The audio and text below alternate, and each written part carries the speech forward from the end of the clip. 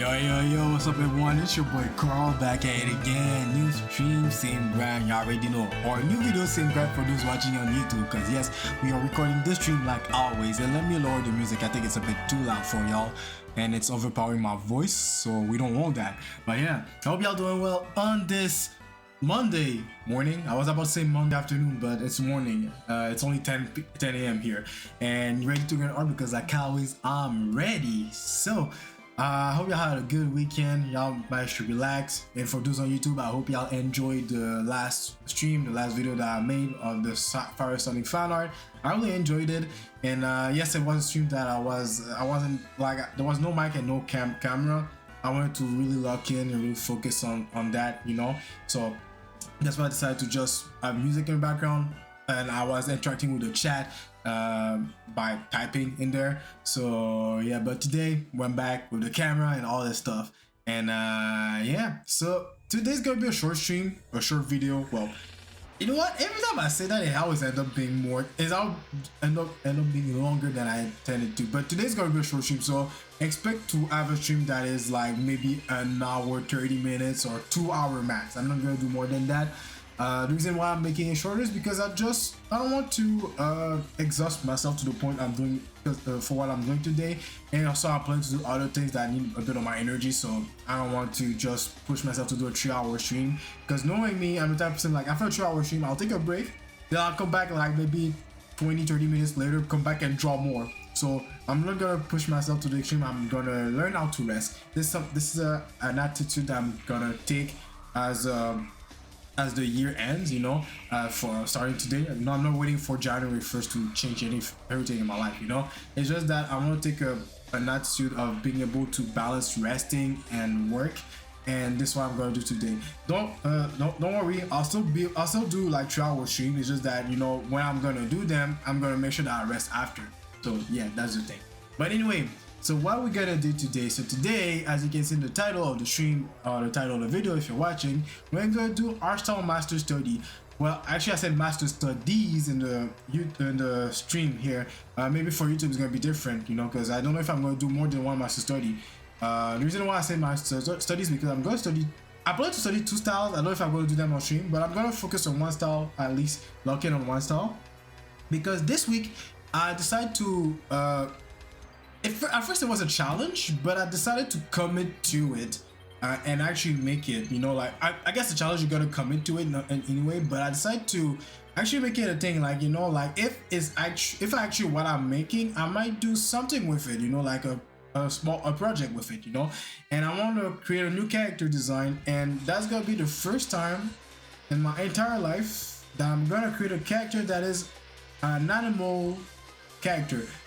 You might know, what is the term for that? I don't call it furry, because furry is a category of people that like animals to the point that, you know, you get what I mean, you know. I'm not into that. It's just that I want to create a character that is an animal, a humanoid animal, and that's crazy. That's insane. Look, that's insane. Calling me dry lips. We just started the stream. That's messed up. That's messed up. Not even saying hello, just dropping dry lips like that. That's insane, man. Yo, what's up, Luke? Yo, what's going on, man? Been a minute. But yeah, so I want to create a character that is an anthropomorphic. I think that's the term for it. And chapstick, bro. I don't have a chapstick. I don't use that. I use the good old whoa. I'm using the good old stuff. That's it. I don't use the lipstick type thing. I don't use that. But anyway. But yeah, so I'm gonna create an anthropomorphic character, and that's gonna be the first time I'm actually doing it. And I've been, you know, doing all the process I've been learning at school, how to create a character design. You know, before I used to just go by feel and be like, oh, I feel like creating this character, so I'm gonna just do it like that. But now I really went through, like, I create a backstory, the setting, what is his goal, his ambition, the physique, what he looks like, what is his type of mindset that he has, and everything. And I've been doing this in the weekend, so this week I'm gonna really lock in doing this character. Yeah, solo arc, and a Goliath grind and stuff. Yeah, bro, that's what you gotta do, man. Sometimes you gotta be doing your own thing, be on your own, you gotta be, what is the term? You gotta be separated from people sometimes just to lock in because like even though you have good people around you, sometimes the grind needs ask you to just be it's you and yourself or you and God, depending of your belief. But yeah, so sometimes that happens. So yeah, and that's what's happening to me. It's just me and the grind. Me grinding God. So yeah, got no choice. So yeah, so that's what we're gonna do today. And for the design of the character, I decided to go back in my childhood and see, okay, I want to create an anthropomorphic character. So what did I used to like back in the days when it comes to anthropomorphic characters? I used to like Crash Bandicoot, Spyro. Well, Spyro is not really anthropomorphic, it's just a dragon, literally. There was this other game, I forgot the name of it. The Legend of K, it's a game where you have you anthropomorphic cats, gorilla. Well, are they really anthropomorphic? Anyway, but you play animal characters that have human traits, okay? But there's this one game that really how can I say this? That really have a special place in my heart because that was my first ever video game that I finished in my entire life. Because back then I couldn't finish any games because I couldn't speak English for crap. I couldn't speak English at all, so I don't understand what I was saying. But as I grew older and as I learned my English, I was able to understand what the characters were saying. I wasn't able to understand the objective and all this stuff. All right, no problem, Luke. Have a good day at work, man. And I'll be there chilling. So if you want to, I'm in the background, do your thing. So yeah, and yeah. So as I grew up, I started to understand English, and I was able to finish the game. And that was my first video game that I finished in my entire life. And that game is SLY 2: Band of Thieves. And honestly, I'm looking at the art style. I'm bringing this here, so you have a bunch of SLY poses. This is the main character of the game, right? And I'm looking at the art style, and I'm comparing to my art style today, and I'm like, wait, this game has had more impact on my art than I remembered, or than I thought. Anyway, this game had a lot more impact than I thought in general, because yes, my art is really heavily, my art style right now is heavily based on Tetsuya Nomura art style, because I like the graphic, bold shape design, and sharp shape language and everything. But I realized that the Sly Cooper series, from Sly 1, 2, 3, 4 doesn't exist for me. Sly 1, 2, 3, the art style is pretty similar. I have things that I really like. I have similar things that I like from Tetsuya Nomura art style. And the only reason why I didn't go to this art style when I was trying to get an art style, trying to build an art style, is because it wasn't the characters were mainly animals, and I didn't know. Like, I was looking at the art style, I'm like, yeah, I like what I'm saying, but it's just that I don't know how to apply this to a humanoid character. Like the same shape, language, and everything. But Tetsuya Nomura had this. It had the things that I was looking for. So yeah. I didn't mean it like that, bro. I didn't even like that. I mean, look, like sometimes you're working, you need something in the background, like music or podcast or whatever. You put something in the background, right? So that's what I mean. And I forgot I can speak French in the stream, but because I'm recording for YouTube, I'm speaking mainly English, but I hope it doesn't bother you. But that's what I meant, bro. I didn't mean anything weird by that. Yo, get your mind out of the gutter, bro. This is what I was trolling me, man. But anyway, all love here. So yeah. So I was saying, so yeah, the reason why I didn't go to this art style, I didn't study this art style, is because all the characters were animals, and I don't really draw animals like that, or at least I don't draw animal like that. Starting from today, since today, but so that's why I went to Tetsuya Nomura, because it literally got everything that I wanted in my art style. But today, the reason why I'm studying this art style is I'm sure there's different things that Tetsuya Nomura does in his art that this artist, I don't know who's the artist for this. I need to make my research for that. I know this artist doing things differently from Tetsuya Nomura artworks, right? Especially when it comes to animals. And the reason why I want to study is because since my character is an anthropomorphic character, I need to study how to design animals. And so that's why I'm going to the roots of the things that impacted me in my art without realizing it, and gonna study that. And so for today, we're gonna take it easy. I decided to really break it down step by step when it comes to the process of how we're gonna create my character. So I'm not gonna start drawing my character until Thursday or Wednesday, I don't remember. Let me check my planning real quick, because yes, your boy planning stuff, man. You know, gotta be organized and stuff, you know? Because you cannot be organized in the grind if you don't plan your stuff. So,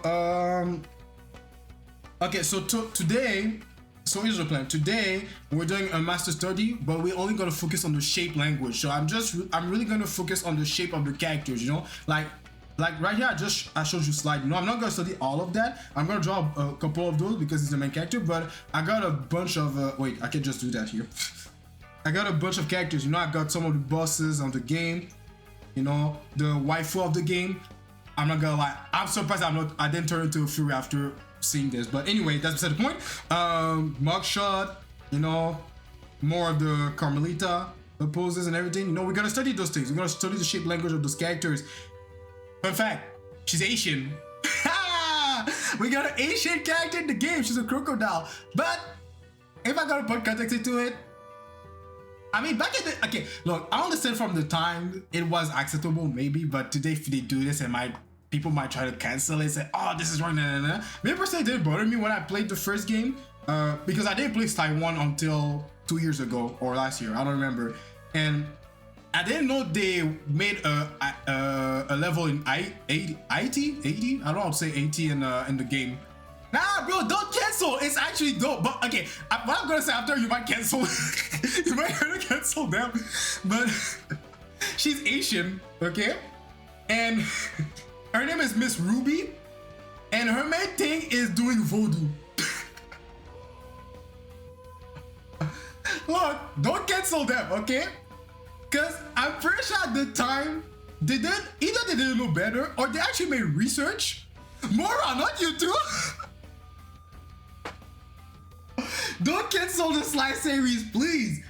We were at a time where people were unfiltered, but they didn't do anything racist about that. It's just funny that the level that happened in 80, and it happens that the character, her powers are voodoo.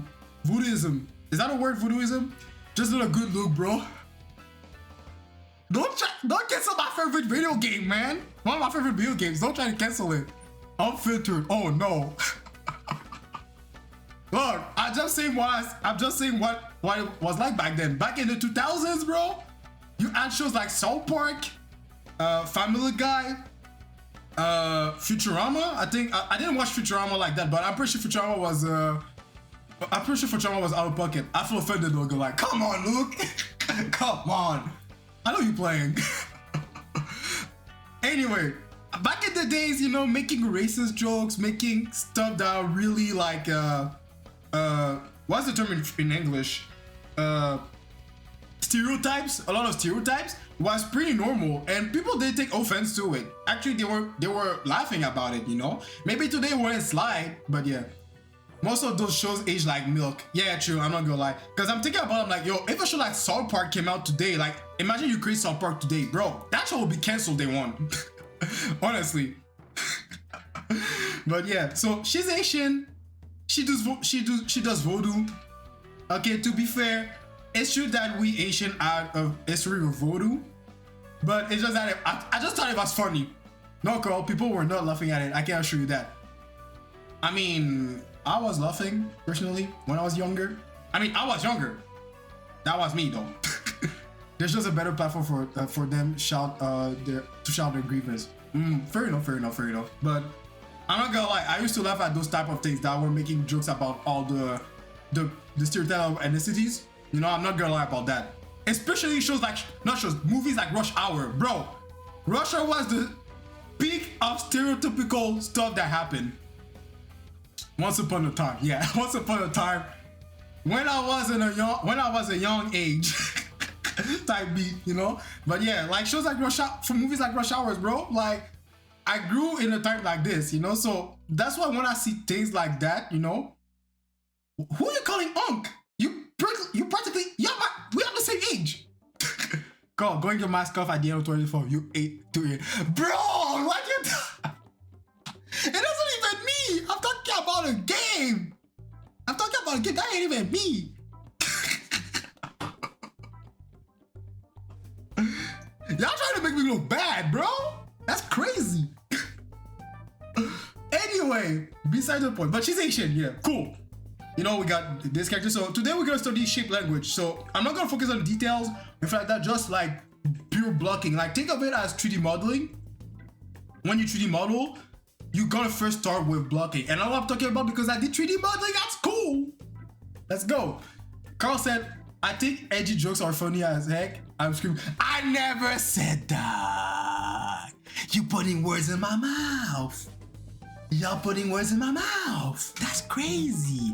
I just said back then I used to laugh at those things. Nowadays I'm like, I'm not offended, but you gotta make a better joke. That's what I'm saying. But anyway. So yeah, we're gonna study shape language. Tomorrow we're gonna study the color palettes. So we're gonna focus on colors, of course. So I'm probably gonna sketch a full character from scratch. Well, not from scratch, but you know, gonna draw the details, all the stuff, and go to color pick and everything. Then after that, that's tomorrow. Wednesday. Oh yeah, Wednesday. By the way, I'm sorry for the bad news. I'm not gonna stream Wednesday because I got plans. So cannot stream that day. I'm sorry about that. But I'm gonna record the process. Just. I'm gonna do more masters of the SLY series for sure.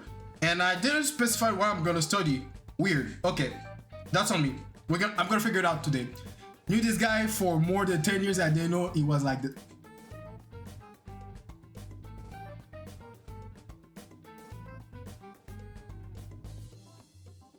I like the music that's playing in the background because it actually fit the situation right now. Okay, y'all making my stream longer than it's supposed to be. I'm supposed to work now. Okay, anyway. Yeah, and on Tuesday, on January 1st, I'm not gonna be streaming as well. And that's why I'm gonna start doing the character design, and I'm not gonna be streaming on January 1st as well. That's crazy. But I'm gonna record this process for sure. I'm gonna do the thumbnails and the silhouette of the character design. So I'm gonna do something similar to what I'm doing with my school assignment, which is where is it? Alright, here we go. We are learning together. Y'all made me drop my tablet. What's going on? What's going on? Why is everyone against me? I'm talking about a game we did something wrong and y'all putting the fault on me as if I did the game. Anyway, so I'm gonna do something similar. And I'm gonna do something for the new character that I'm gonna do for this week. And Friday hopefully I'll be streaming, because I don't know if it's a 50-50 if I'm streaming or not. But I'm gonna do the full final sketch for the character. So yeah, so Friday is gonna be the last day that it's gonna be the test day to do the character. How was your semester, by the way? It was really good, you know. I had a lot of fun, you know. Was able to grow a lot with my art, learn a lot with my art, learn a lot from my peers as well, you know. Learn how to work in teams, you know, because one thing that I've learned is that I'm really selfish. I got a lot of ego, a lot of pride, because I'm so used to work alone that when I work in team, I'm trying to do everything by myself, and it's kind of hard to delegate works. I know it might sound weird because people tend to like to give a part of their work to other people, but for me, I feel like I want to do everything by myself. Not the ego and pride. Look, that's how I learned how to do art. That's how I grew to get better at art. It was ego and pride, you know. But the animation school teach me how to not be like that. It taught me a lot, because first of all, because I keep saying I'm gonna make a video about it, but I never do it. But teamwork sucks. It does to a certain point, but it doesn't. It depends on the scenario. It depends on your teammates and everything, but it doesn't suck really. Back in high school, it sucks. Yes, in high school, yes, it sucked. But now in animation school, it doesn't suck. It's just because the way I think, I had to adapt my way of thinking, the way I approach stuff differently. Because like I said, since I graduated from Cégep, from college, for those who don't have a CEGEP, don't have a CEGEP in their countries. I spent the 5 years just doing everything by myself, like grinding art by myself. Well, by myself. I had mentors in everything. C'est quoi ça? J'ai 3 minutes. Oh, lol. Rest in peace, Luke. Stuck in the ad realm. In an ad too. Oh, that's crazy. Well, guys, you know, I like to do this. When people are in ads, I always give tips about how you can become a millionaire overnight. You know? And when they come back, I'm gonna tell them, oh, well, you missed all the advice that I give them to become a millionaire. But hey, it is what it is. But I'm not gonna do it. I'm just playing, but I'm just baiting them. But in general, I'm gonna keep talking about what I was saying for you guys watching on YouTube who doesn't have ads, of course. You know, because I know y'all using ad block, and I don't put ads in my videos anyway. So anyway, I was saying I'm gonna finish my rant and then I'm gonna start working. In general, in that school, yeah, teamwork used to suck. And in this school, I had to adapt the way I think and adapt to the way I do stuff, because like I said, I spent the past 5 years just doing everything by myself. Even though I had mentors and everything, at the end of the day, even if you have a mentor or a teacher to teach you how to become better, or it's not really teamwork, you know, it's really like more that it gives you the assignment, it guides you to become better, and then you do the work by yourself technically, but you're not really working. It's like, it's not like you have to rely on someone else to do the work. It's just they give you the work. If you don't do the work, that's on you. You paid money for no reason, and that's why I've been using ego and pride as a fuel for me to push myself to become better. You know, like I've seen artists younger than me doing better art than me, and that made me jealous. That made me envious. I'm like, bro, I cannot let someone younger than me do better art than me. And then that pushed me to get better, and I've been using that as a fuel for a long period of time. And then I come to school. I'm not gonna lie, the first few weeks of the semester really, how can I say this? I felt unbalanced because it was all friendly, all cooperative. Like my class, like honestly, like my class, apparently my class is the most energetic, positive class that is in the school at the moment. I don't know why, but apparently that's what the teachers are saying. They say we have the most positive, extrovert class that we are in the entire school, which is a good thing. I don't mind being extrovert. You know, I can be extrovert, even though I'm mostly an introvert, but that's beside the point. I'm an ambivert, I guess. But yeah, but that positivity in the class, you know, kind of threw me off. Not that I'm a toxic person. It's just that when I went to the school, because of all the stuff that I heard about art school, animation school, like I was expecting a toxic environment, an environment that will put me on pressure like a diamond, so I can become a shine bright like a diamond type beat, you know. I was expecting that type of pressure, like everyone is competitive, everyone is trash talking, kind of toxic. Are you sure that? I used to play League and I quit, so I'm not toxic anymore. Can we agree on that? Right? I don't play League anymore, so I'm not toxic anymore. Right? Anyway, you know, so I wasn't expecting an environment like this.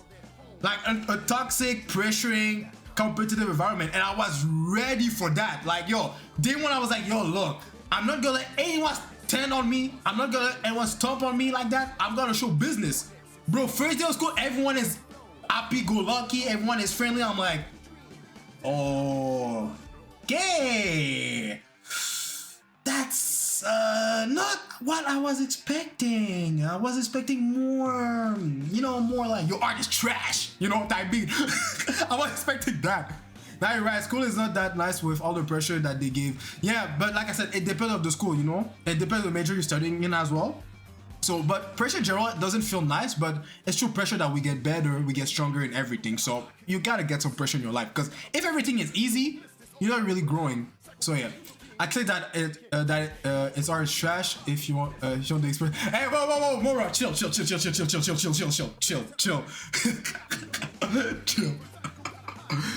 I was saying I was expecting this type of environment, not that I actually wanted it. It's just that I was expecting that from all the things I've been hearing from art school and animation school. But you know what's funny is that all those opinions that I heard about animation and art school come from American school, America, United States. Y'all are toxic.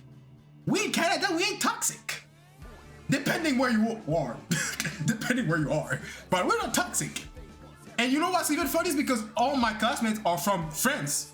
They're from Europe. So they're even more kind. Which really put me off balance. They're really kind. They're really friendly. That put me off balance totally. And I had to adapt myself a couple of weeks and get used to this friendliness because like I'm telling you guys, I was really expecting to be in a toxic environment. And yeah, so I got adapt to it. And when we start working in team, sometimes my ego and pride played into it, but I didn't let it get the best of me. Like I'm like, yo, no, chill. We ain't doing that here. You know, we ain't in that type of environment. You ain't in that, you know, what is that term of the strongest survival, something like something? The strongest of the jungle survive, something like that. We're not in that type of environment, you know? So I had to really chill about that. And yeah, but other than that, you know, aside from this unbalance I felt in the beginning of the year, first semester was really great. You know, I experienced a lot, grew a lot in my art, and grew a lot as a person, as an artist. And yeah, and I'm gonna continue for the next semester. And yeah, and I'm really, and how can I say this? It's a refreshing experience, and it really enhances my grind. Plus one networking too. Yeah, that's really it. Because like I said, most of my classmates are not from Montreal. They're from Europe. They're from France. So I will have contact from France. So that's an even better reason for me to really be cool with them and not being like that toxic person. Because look, who knows? Maybe it's because of one of them I can get a job in a studio in France or whatever. Because if I'm not mistaken, after getting my diploma, after my 3 years over there, I will have credits to be able to work in France in French studios. I don't know why it works like that, but I'll be able to do that. So yeah, it's really cool too. So yeah, it's a real opportunity that would be a shame if I let my ego and pride get in the way because I'm trying to be better and everything. Like there's nothing wrong trying to get better, but not trying to get better at the extent of being toxic to others. You know, that's a thing that you need to work on. Not that I'm like that, it's just that I was expecting to be like that. It's just that's what I was expecting. But anyway, I've been talking too much, I've been yapping too much. It's already 32 minutes in the stream, 27 minutes in the YouTube video. I haven't done any drawing, so we're gonna start drawing, guys. So let's lock in, you know. So yeah, si tu vas en France, tu seras plus proche d'Italie pour les fragolas. Bro, I'm not gonna lie, bro, I stopped drinking. It ain't a part of my routine anymore. So all the crave that I had for the fragola is not there anymore. I've been working on that. I'm not someone that drink a lot, but it's just that I like to drink socially. But now it's just out of my system. Like I'm not into drinking. Drinking sucks. It's not that it sucks.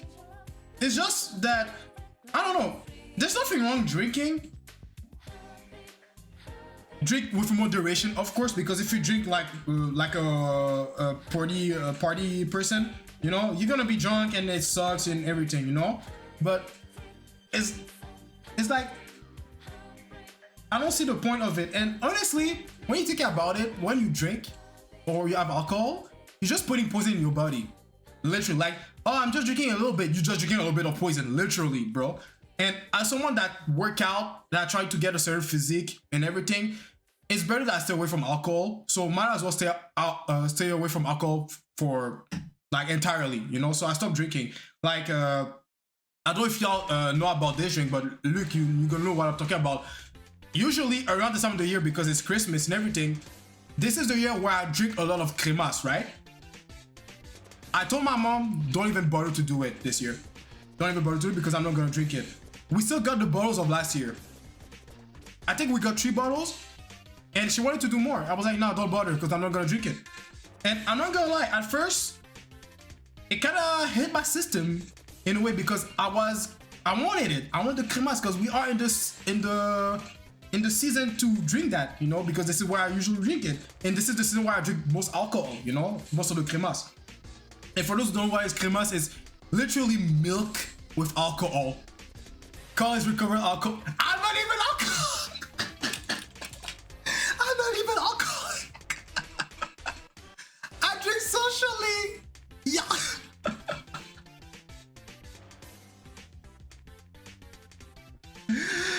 I hate this guy. He's twisting my words. He's twisting my... Mora, don't listen to him. He's twisting my words. I'm glad he's getting out before this. I hate y'all. Yo, what's going on today? Y'all twisting my words. That's crazy. But I love y'all at the same time. But anyway, yeah. This year I don't drink cremas, and for those who don't know what is cremas, and I don't believe that New Year New Me movement. I don't believe in that. You know, I don't believe in that thing because a lot of people say that they don't change, or at least they don't keep up with it. But anyway, for those who don't know what is cremas, it's literally like milk, coconut milk with rum in it, and it's really good. Like, I'm not gonna lie about that. It's really, really good. And by the way, for those who are wondering why I'm just struggling, I'm just doing a warm up. It's really, really good. You know, like, I had my first taste back. Okay, no, I'm gonna stop there because I was about to say a backstory, but y'all gotta say, oh man, this guy been alcoholic since forever.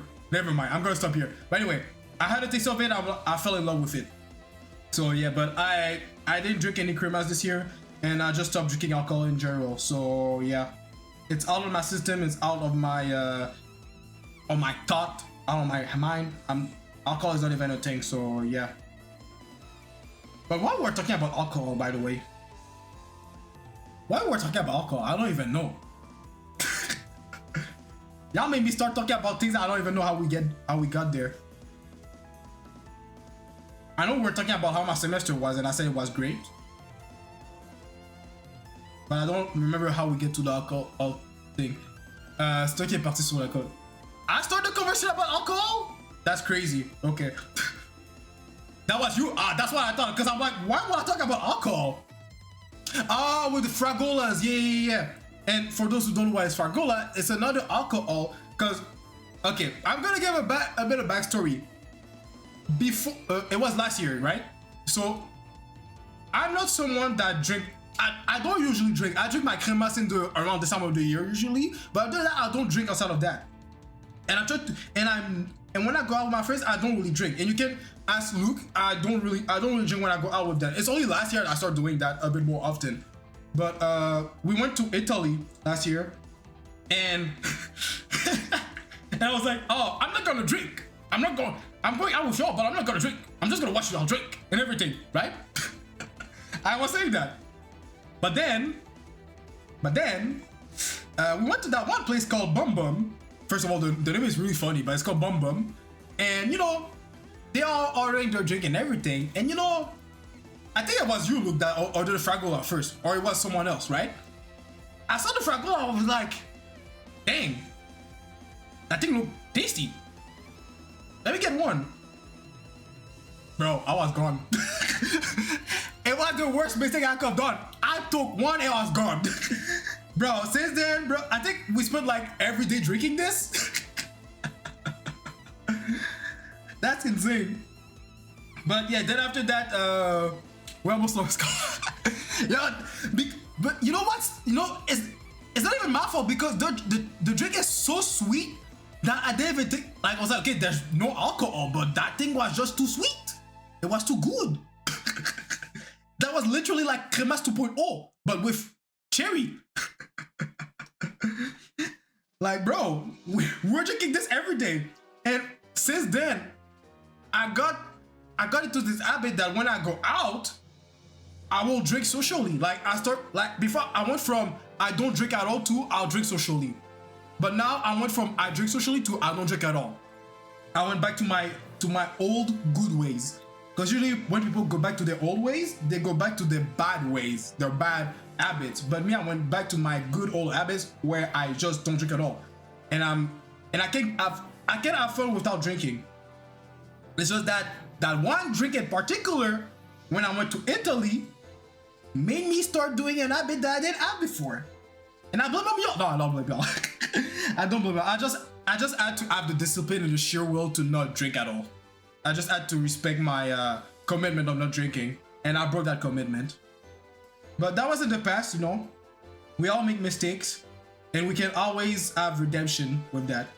You know, some mistakes are, how can I say this?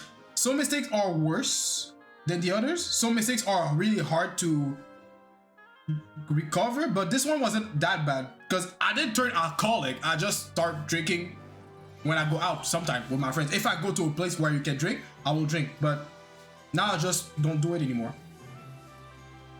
We staying sober, we having fun while sober. So yeah. But yeah, if I get to be in France, yeah, even if I'm being able to move in France and work over there, I'm not gonna start drinking again. I'll pray onto that so it won't happen. I'll have the sheer will, not sheer will, the discipline. Because sheer will is like, you can have it for a moment of time and you lose it entirely. Gotta go, have to get back to work, mais les gars on pense aller manger le 3 janvier si tu es souple pour catch up. January 3rd, isn't that a Saturday? If it's Saturday, I can't. I'm working. I work on weekends, bro. I still work on weekends. Yeah. But we'll catch up eventually, you know? No, Garda. I'm a security guardian. Secret. I was a secret agent. Security agent. Secret agent. Yes, gang, I'm a secret agent. I work for the FBI. Nah, security agent. Yeah, security guard. I don't know why I was supposed to say secret agent. Spy kids. But yeah. But yeah, have a good day at work, Luke. We'll eventually catch up, you know? Yeah, take care. Alright, so I'm gonna finish this warm-up so we can start doing this master study. Because I've been yapping a lot. It's already 41 minutes. Ah, okay. Let's lock in, guys. So, like always, YouTube, I know I've been distracting you for those who go to watch the video later on YouTube. Take your pen, paper, tablet, whatever you need to draw. Yo, let's grind. You know, I've been yapping a lot. It might have been entertaining for you guys, but those videos supposed to be there to help you focus on the grind, not distract you with all my my backstories or whatever. Yo, Destroy Empire, what's up? How are you doing? I'm doing well. We were just yapping about some bad habits that I used to have, and my expectation that I had for animation school and stuff. But now we lock in because I haven't been drawing since the stream started. I've been yapping too much.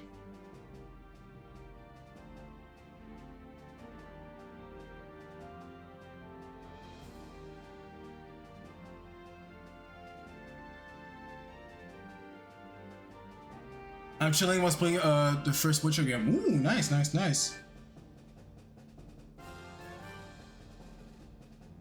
Alright, so let me just let's see. I'm not gonna draw the whole thing of the slide. I'm gonna take. Wait, don't I have a pose of him by himself? Okay, I got this one. I got this. Okay. Y'all know the meme with the voice that said, "I got this," and then proceed to destroy the living other person. So I don't think that's the first time I do a master studies on stream and on YouTube. Maybe the process might be a bit different today. I don't know. I don't remember how I used to do it back then. Right? I used to just copy what I'm saying, and that's pretty much it, right? And try to be close to the reference. So, but now I changed the way I do things, depending on the master study, the way I'm doing it. But let's say in general, I want to study like the usual proportion that they use for the characters. I'll start by tracing the head and then calculate the number of heads. You know, or I can just do like, okay, it's about one head. Okay, this is one head. 1, 2, 3, 4, 5, and that's it. That's why I'm doing the proportion thing. And this is what people usually do in general to get the proportion of every character, right? But now today I said I'm gonna focus on shape language, so we're gonna do a lot of tracing over some characters I have in my folders here. And after that, what you would like to do after in general Okay, what you want to do after general is that you want to draw it on the side and see if you can replicate the shapes by yourself to see if you actually understand what you trace on. So what I'm going to do is that I'm going to trace on it. I'm going to trace on this reference and I'm going to redraw it as best as I can on the side, try to match the proportion and everything and match the shape. That's what we're focusing on. And why I'm focusing on the shape language is because I'm like I told you guys, my goal with this character is that at first I just wanted to challenge myself just to practice doing character designs, but I want to be able to commit to it and do it like really well. So if it come out good, I think it's gonna come out good nonetheless. But if it come out like good to the point that I really like what I did, I will like, when I have time in the future, I would like to go back to this character and maybe do a project with it. Because as I created this character, as I do the backstory and the description for the character, I start to imagine the story, the plot, and the type of world he live in, and I'm actually interested to explore this world with this character. So this is why I want to commit to it and really take the time to study everything about for the design, and the artistic direction that I'm going with is similar to SLY. You know, like when it comes to the color palette and the shape language and everything, but with a twist of bit of maturity, because the demographic that I'm aiming at is like later teens, young adults, so like about 16 years old, 18 years old. So and SLY is a bit for the younger audience, you know. I'll say like a bit like for the 10, 12, 11 years old, even younger than that, because I used to play SLY when I was 7, 8 years old. So I guess it can aim to that group of people, you know. Not that I'm saying that what I'm the type of, not the thing that the type of story that I want to do, like a younger audience won't like it. It's just that maybe there will be things that they won't understand in the story because they're too young to understand that, you know. But and also the artistic direction, I'm not aiming at those people. I'm aiming for the older audience, you know. For example, it's like Pokemon, you know. Pokemon is aiming at kids, but people who grew up with Pokemon are adults now still like Pokemon because they grew up with it as a part of childhood, you know. Even though Pokemon is not their main demographic, the main demographic, you know.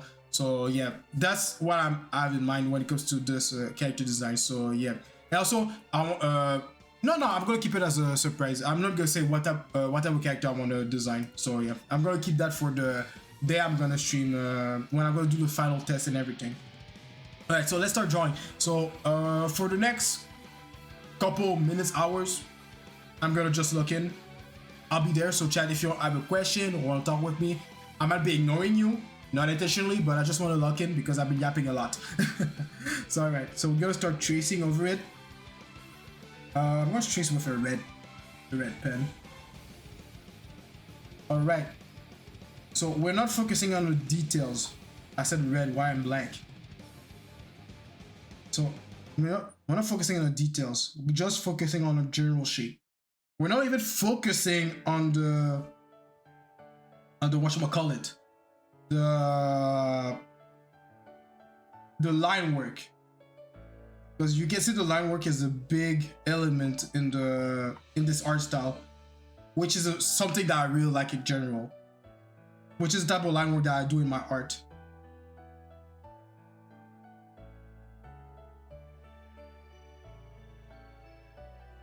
So that'll be the shape of the head. And you know what? I'm gonna do something like this.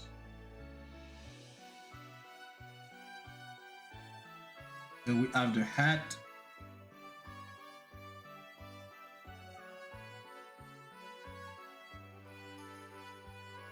Also, when you trace over it, try to understand the volumes as well, like I did here. You know, I know the head is facing that way. Like, try to think in 3D shapes, not just like, oh, I'm tracing so it's good like this, you know. Like, try to understand what's going on.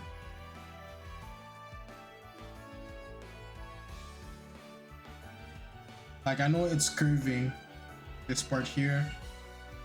This is curving this way. But you don't have to do all this stuff, but doing this can help you understand the shape. So for the torso, I like to divide the torso from the limbs in general, and those are including the shoulders as well. So I'm gonna ignore the well, actually not here. Yeah, I'm ignoring the shoulder. So I will do something. Usually I will draw a box like this. But for this, I think I can go like that. Yeah. Also, I didn't help my case by taking a pose that's not standing straight. Going directly with like a idle pose directly. Like it would be better if I add if I go with. Should I go with this one here? Matter of fact, you know what? Yeah. We're gonna start with something because I need to understand the character in its entirety. I don't want to just have half of it. So I'm gonna bring this here. Because when you do a master study of a style that you're not used to, or you draw a subject that you're not used to, it's better that you have something that is a standard pose or something that is simple to break down instead of having a pose that's like this. You know, I was literally doing this pose here, so I'm gonna do this one instead. Okay, I know it's really pixelated, but it still does the job. Now this is a idle pose that you can pretty that you can really like understand what you're doing, and that's gonna be easier because earlier I was like focusing a bit on the nose and everything, but now I'm really gonna have the shape of the head by itself with the ears.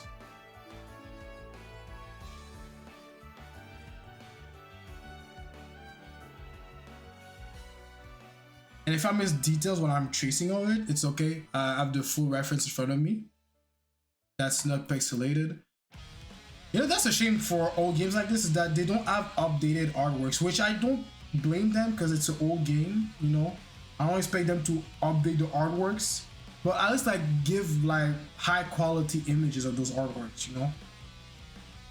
And I understand at the time they didn't have the technology to give like the full HD 4K artwork, but come on. Like at least today, like I don't know, you can upscale it a little bit, especially as they made a remake of those games. Did they remake a remaster? I guess that's what you can call it, of the games. When they ported over PS3. Since you ported it, you could have made an art book or artwork book with upscale quality, version of the art, you know. Because now I think it's just. I don't even think that's official artwork. Well, it's official artwork, but the collage that's going on here, I don't think that's the official thing. I think it's just a fan that just put them together. And they took screenshot from the game and they put them together. And they did a good job. So shout out to the person who did this, you know, because that take dedication to do all that.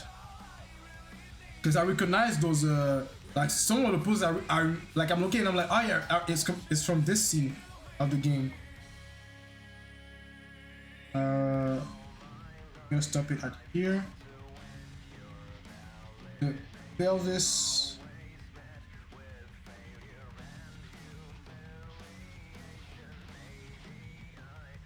So if we're drawing a human, that's how they were gonna do pelvis.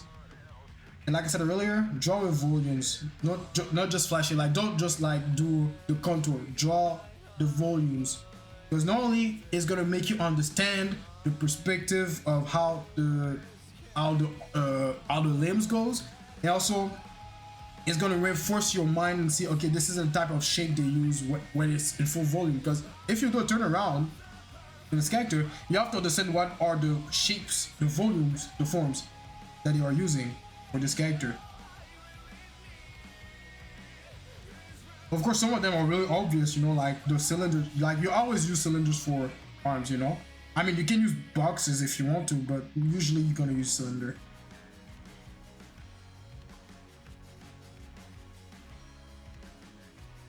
And here I divided the upper arm with the lower arm with the elbow. This sometimes I ignore it. Sometimes I just do this, you know. Let's say, okay, this cylinder overlap. All right, we're gonna do this. I tend to ignore it. I tend to just do that like this. But for the sake of this study, I want to really have the shape of the elbow shown here. So We're gonna do something like this, like that. Okay, stop here. All right, for the arm, for the hands, I mean, we don't go into details. We're just gonna take the general shape. And one of the masters, oh, okay, I think that's what it is. The day that I wrote master studies, I didn't specify what it is because I wanted to focus on the limbs, focus on how they draw hands on in this style. I want to focus on that because this is one thing that's important, and there's something that I realized that is my biggest weakness in my character design is that I can have a good face, I can have a good torso, I can have good legs and everything, but when it comes to hands, sometimes the hands doesn't match with the style of the characters I'm drawing. So this is why I realized that when I do my master studies, I focus too much on the proportions and focus too much on the aesthetic of the face, but I don't focus on the aesthetic of the hands. And some shows you have to focus on the aesthetic of the feet, even though it's disgusting, but you have to do it if you want to be consistent with the art style, you know? But mostly hands, you know? You want to focus on the aesthetics of the hands. Because you want the hands to match the style of what you're drawing, you know? Because it's good to get the proportion and everything, but if you don't, if the style, the way you draw hands doesn't fit the way the characters look like, it's gonna feel like two different shows, you know? It's gonna feel like it belongs to another character. And that's a critique that I got from my teachers, or from my teacher in character design class. Because from one of the assignments that I've done, the design was okay. It wasn't great, it was okay. Because it was the first assignment, you know? And it wasn't a style that I wasn't familiar with, so I just like, I kind of winged it. I kind of winged it, that's the word. I kind of winged it. And you look at it and say, okay, this is an interesting character, but the hands doesn't fit the character. It feels like it belongs to someone else. At first, I didn't understand what he meant by that, but then when I kept looking at it, I'm like, oh, I kind of see it now. And I understand it even more when I saw my classmates' homework as well. I'm like, oh, I see. That's what he means by my hand doesn't fit the character. It doesn't fit the style or anything, you know? Because yes, I tried to mimic a cartoon art style, because it was a real simplified cartoon art style. I tried to mimic that, but it felt like it belongs to another cartoon character. So yeah, I still struggle with that, and this is why whenever I do character design and I'm trying to do in a specific style, one thing I will mainly study now, I will spend the time to study the aesthetic of the face, like the way they draw eyes, the way they draw nose, the way they draw mouth, the details they put in the ears. But now I do also a hand study on how they draw hand in this show or in this game, you know, because it's important to be it's important to be consistent in general in your show or in your game.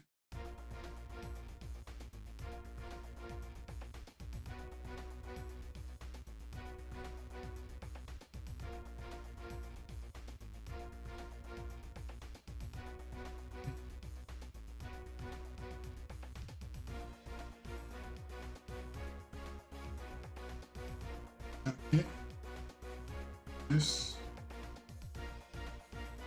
And I like doing those master studies because, especially when it's from things that I'm familiar with and from things that I like, because it made me realize like, oh, so this is how big it actually is. This is how small it actually is. This is what they actually use like for the shape and everything. But I'm not convinced with that. I think it's more like this. Then they do that. Yeah, it's more natural. And you know, this is something that I realized as well with this this game. So far, from what I'm seeing, is that characters who have big tails, their tails are never curved, or at least their curved lines are not fully curved. What I'm trying to say is that if you look at the tail here. Okay, I lied. I'm lying. Never mind. But this is what I've seen on another character, Carmelita Fox. Because I looked at her tail, you know. Don't ask me why. I was looking at her tail and I was like, wait, how come her tail never curved? Or it's never a perfect curve? It always have an edge before it curves. And I lied again because I've just plotted a curve. But it's okay. Okay, let me rephrase that. It's not a full curve, like, you know, like, it's not like, oh, I'm doing a full curve like this to make a circle, right? It's always like I'm curving, but oh, bam, type beat. That's what I realized. It's always end up like this. And this one want to do something similar with his designs in his shape language for the game, the World Ends With You and Nail the Ones With You. This is when I realized that he barely used curves, but when he used them, it always end up with a sharp shape language. With a angle, not sharp shape language. It always end up with a angle. See, like straight, boom, curve. And let's say, if we draw by transparency, and when we say drawing by transparency, this means you draw what you don't see. You draw what you see behind an object. If I draw by transparency, I will assume it goes like this, and then boom and stop, and then it's straight again. It stop, boom and stop. Then it curve like this and stop. This is normal, you know, having something like this, like especially when you reach the end of an object or that has a pointy edge. This is normal, but like here again, it curve and stop, and then it goes straight. Well, it goes kind of straight, but it's a straight curve. Is that even a thing? But you get what I mean. It's like it's never a full curve, from what I'm saying. It's not like a smooth, soft curve because it has edge into it. Why they do this, I don't know. Maybe it's to give a bit more. It's to give a bit more edge to the character. No, I guess it's just to give a bit more dynamism, more life to the tail of the character, to feel like it's like dynamic. Because if it's fully curved, you just feel like, oh, it's a soft, fluffy tail, which is fine in general, especially if it's your aesthetic for the game or for the character. But for a game where it's really dynamic, it's about thieves and action, platforming, and everything, you want to give a sense of dynamism, a sense of swiftness, a sense of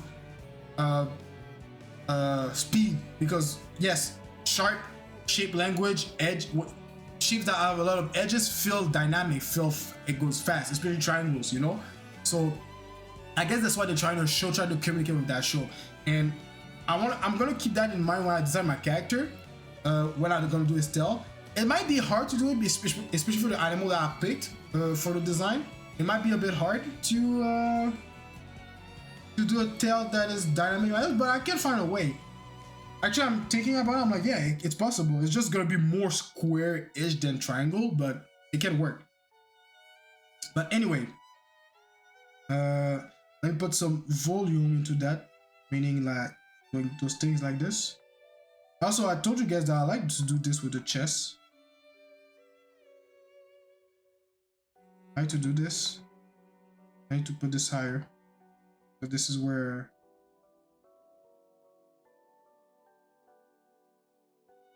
it actually connects. Give more depth into it. I'm gonna adjust those things. I can do the same thing for the leg, but we're gonna leave it like that for now. Alright, so now we're gonna do step 2. Let me just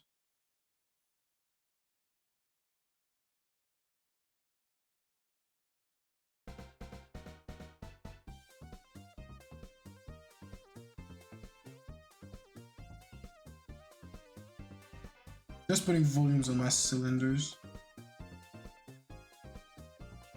like this, and I can put volumes on the tail if I want to as well. I didn't realize there was a shape here,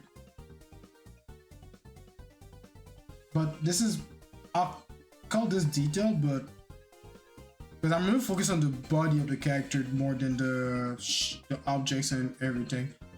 But anyway, now we close this. So we got this. So this is the shape of SLY. So now we're going to go to step 2, which is to actually redraw this in the best of our abilities, but to replicate what we are seeing.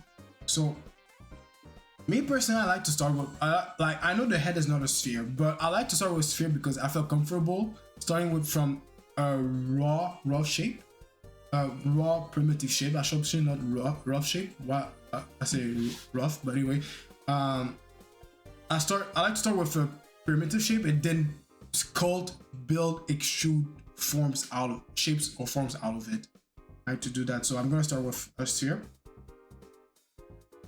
It's like I said, it's literally like 3D modeling. You start with the blocking, like you're gonna bring your sphere, your cube, and from the cube you're gonna make the exact shape that you're looking for.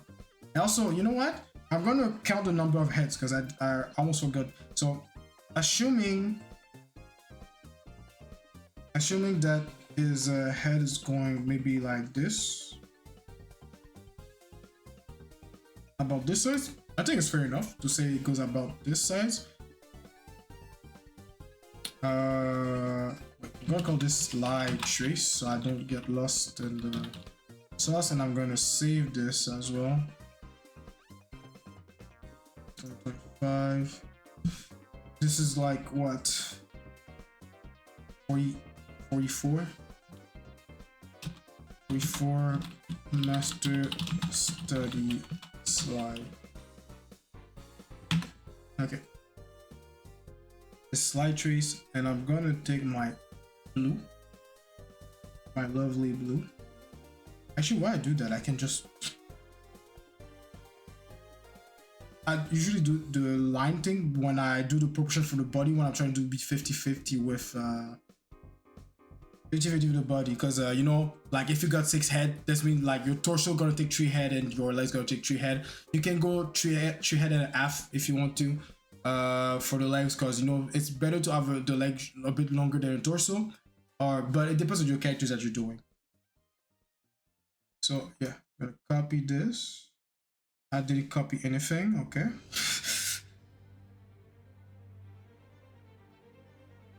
Slide is about, let me put this under that. And you know what? I'm going to change the color. This is a bit confusing. I think my dark blue here.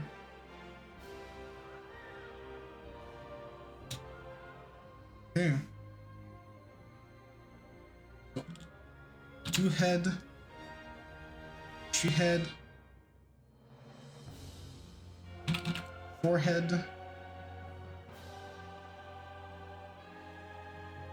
5 head,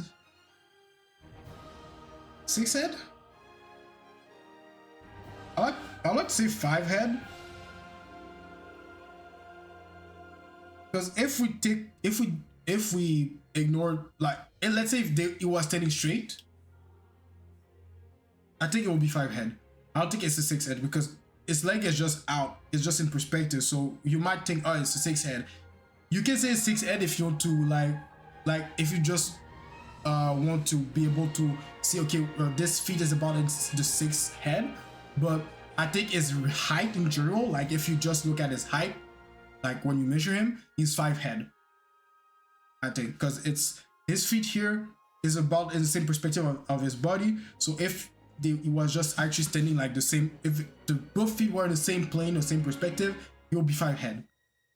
But when you're gonna redraw from the side, you can keep in mind like, oh, okay, his feet is about his feet is in the 6 head area, but he's actually 5 head.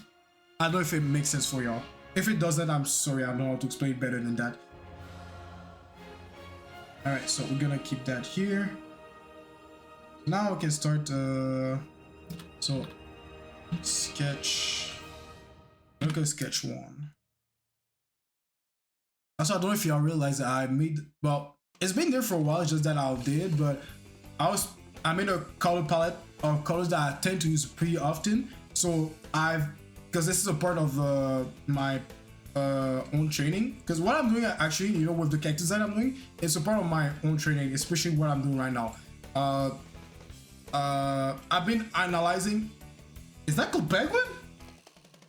Yes, called Penguin Survivor. The good old days. Okay, let me look in. So I forgot what I was saying. Yeah, I was looking back at the artworks that I've done previously for this year in 2025, and I realized I wanted to create my own color palette. I want to say, okay, what colors I use really often in my art, in the finished art that I've done this year. And I realized I use a lot of blues, a lot of purples, and a lot of variation of red, oranges, and this yellow specifically. I use this. Let's say I just pick. For some reason, I always use this specific yellow to do anything that's gold, even fire. No, fire I tend to go a bit lighter, but every time I try to do something gold, or I had to add some yellow, I always use this yellow for some reason. But yeah, so this is the my color palette so far. And what I'm gonna do tomorrow for tomorrow's stream, we're gonna create a new color palette. Well, create a new color palette. We're gonna pick the colors that we see from the characters by color picking them. Actually, I'm hesitating between color picking or just try to color match what I'm seeing. Like train my eyes to match a color from the wheel and try to color them as close as possible without color picking. Because this is a good activity if you want to train your eye to see color, to perceive color properly. Is that you look at the character or you look at whatever art piece that you like, and you color match as best as possible without color pick. You go on your color wheel, you select the color, you try to be as close as possible, and when you're done, you can start color pick and see how close you are. And I used to do that back then, but I wasn't really training to see to color my eyes. It's just that it was a pride thing again. That was a pride thing. I'm like, oh, I'm not gonna color pick. I'm gonna use my eyes, gonna use my eyes and see and get closer as soon as possible. And most often than not, I tend to be really close to that. Like I'm like maybe like a couple pixel off from the actual color, but you won't be able to tell until you color pick it. Like if you just look at it like I'm like, oh yeah, the same colors, but then you color pick it like, oh, it's slightly different. It's more gray, it's a bit more saturated, it's a bit darker, it's a bit lighter, you know, it depends. But it's a good practice to do. So I'll see tomorrow how I'm gonna apply this color study. I might do the try to color this, try to color match on by myself and then correct it with the color picker, but we'll see. So we said 5 heads.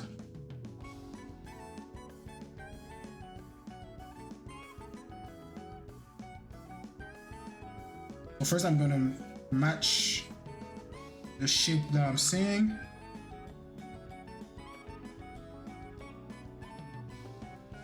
And I'm gonna tell you guys, it's not easy doing that, honestly. Especially if it's your first time doing a master study of something. I'm gonna go a bit lower.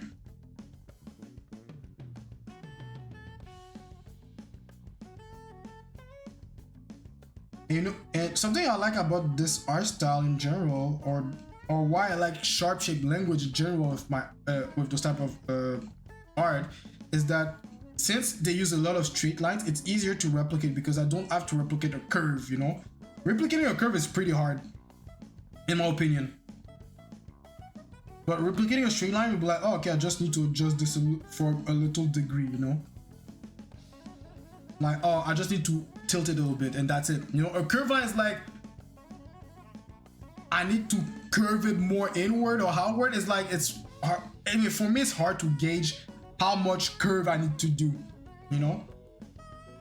And I'm not gonna lie, I used to, and I still a little bit hate curve lines.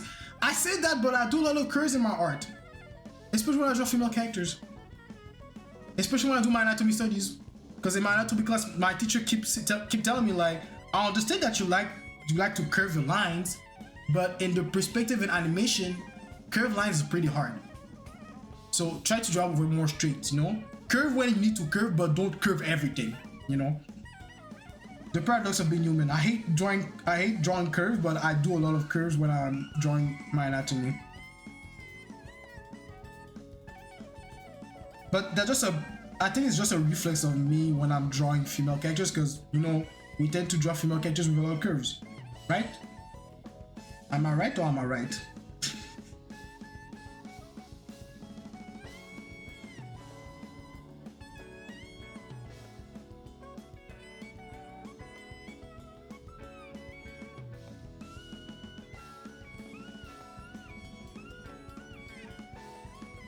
It's not perfect. And you know what? Might as well draw the little cap.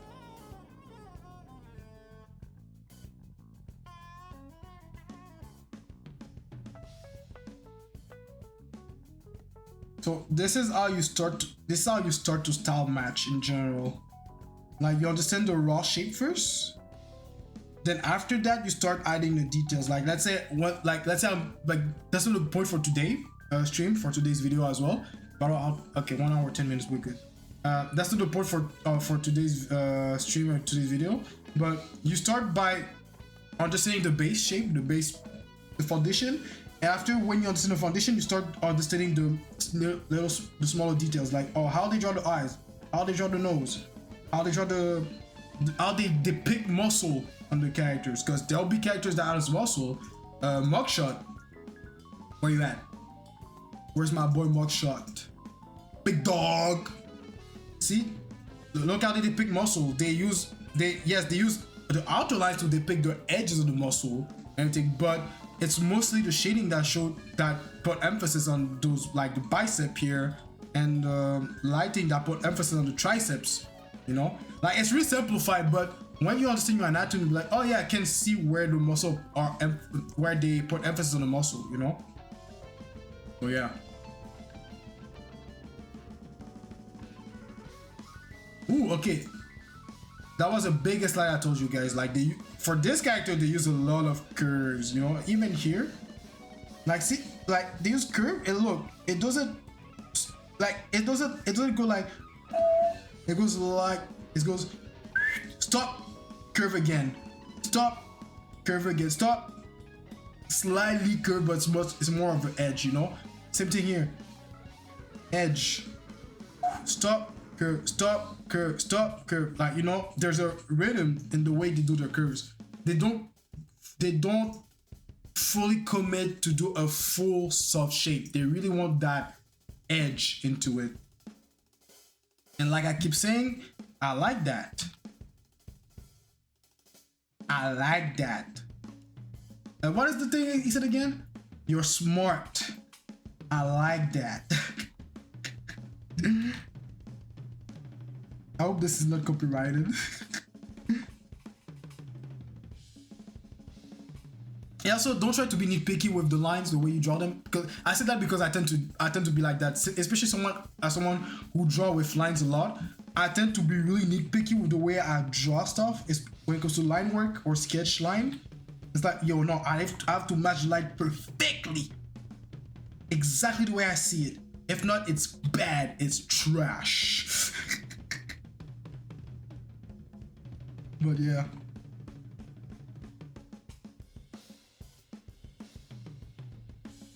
Okay, I think that's good. I think the head pretty much look the same. Maybe I can, like right now I'm just being nitpicky, like I can put it more on this side here. This side needs to be a tad slightly longer.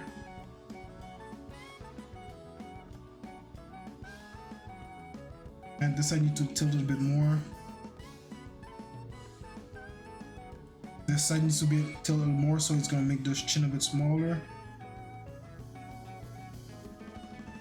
Like what I'm literally drawing, like master studies are literally observation drawing of a style. Because you apply the same way I'm doing master studies, the same way you do master studies, the same way when you're studying anatomy in general. Like you observe, you try to match the way the shape of the muscle, the shape of the volume of the body looks like in your art, you know? You're doing exactly the same thing. It's not that different. The only difference is that one is stylized, one is realistic. So we said 5 heads. Yes, mine is bigger, of course, because I like to draw big. So 2, 5, okay. And we're gonna keep in mind that we got a 6 invisible head for the feet that's going in the perspective.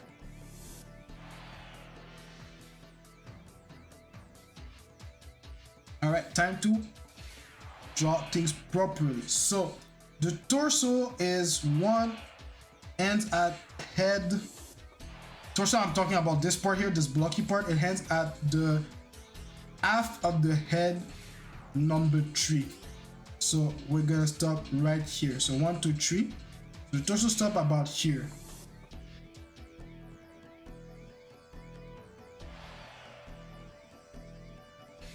And I'm gonna be honest with you guys, before I did used to do my master studies like that precise.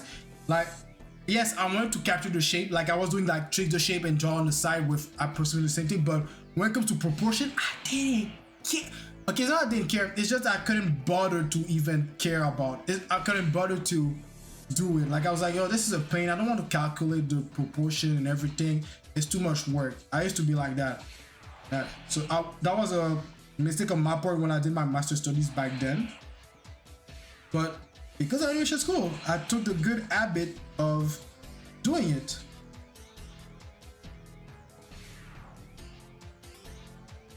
And honestly, like a lot of things that I used to do in my art back before I finished school, there's a lot of things that I used to do that leveled up and that changed completely in my process. It made me kind of slow at the beginning because it was new, but it was worth it because now I make better stuff. And it's always gonna be slow in the beginning because it's new to you, you know? You have to kill the hard habits, the hard habits. Wow, you have to kill the hard habits. You have to kill the bad habits because because habits die hard, you know? Good or bad, they die hard. Or it's hard to die. Anyway, y'all get what I mean. You know, I'm not trying to be a poet here, but y'all get what I mean. Y'all get the saying, right? If you don't, well, it's my fault.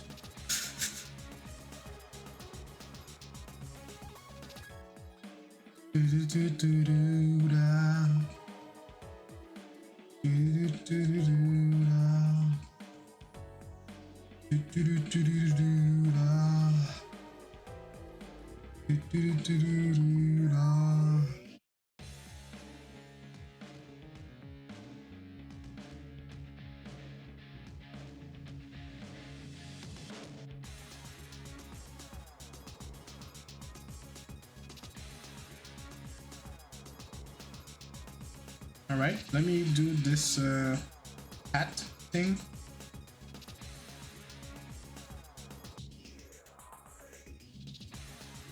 And also, if you want to take a step further with this master study, I'm not gonna lie, I don't do it often. Not because I'm scared, it's just because I'm kind of lazy.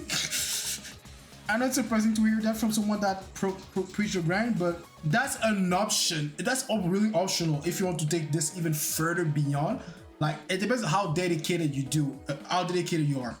I used to do it for Tetsuya Nomura though, to be fair. It's just maybe I won't do it for this style. But if you want to get a step further, like let's say you really want to emulate the style to perfection, like, you know, like you're literally a copy of one-to-one to that. Once you finish doing drawing the shape side by side like this, redraw the same thing from memory this time. And this will show how much information that you kept in mind. And let me tell you, that will humble you real quick. It will humble you real quick. You're gonna be pissed. You're gonna be mad. You're gonna think you're stupid, but you're not stupid. It's just that it's something new. You're not used to it yet. Give it time. I wish someone told me that back then. You ain't stupid. It's just take time to do those things, you know? Like, what do you think you are? You thought you could master art style in one day? Crazy. Anyway, let's go back. So now we are head 3, right? We have a head 3. So the pelvis stop at the lower, somewhere around the hat of the 4th head. So we're gonna do bat, bat, and here we go. Then we're gonna do the boxer shape, the panty shape, like this. So we stop something like this, more like that. Man, I'm realizing how small SLY is. 5 heads, bro. That's crazy. I thought he was taller than that. I mean, Mori is really tall now I think about it. Mori is the Apple, if you don't know the game. Let me show you. It's my boy here. Mori. Excuse me, De Mori, because that's how he called himself, De Mori. And he even got another design in SLY 3 where he decided to go monk mode. Like, this is literally me right now. I'm one with nature.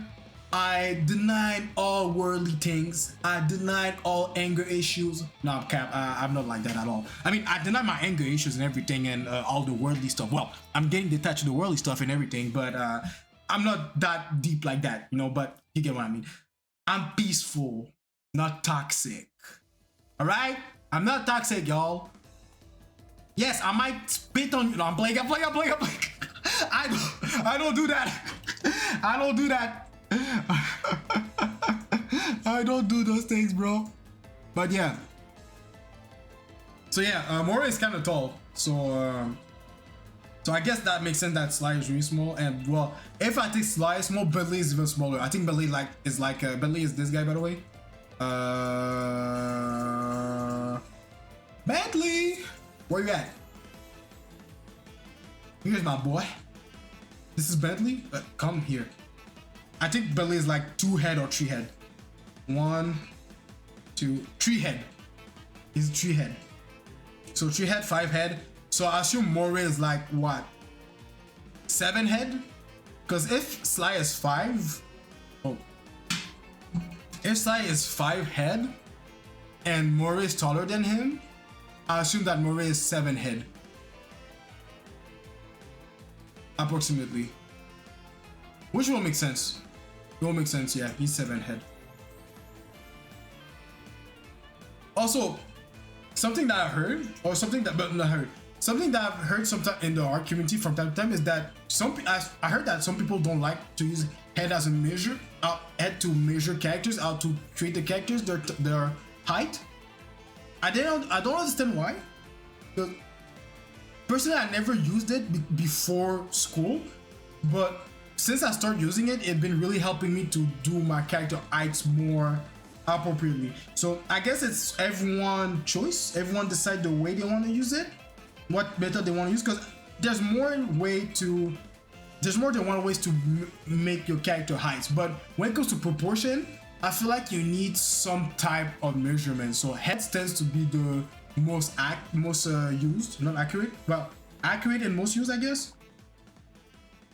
I'm not sure. I need to ask my teachers, or if someone in the chat knows, they can drop it. And if someone on YouTube knows, you can drop a comment, tell me why heads, we use heads as a system of measurement, and why, and also if you know why some people don't like to use the number of heads to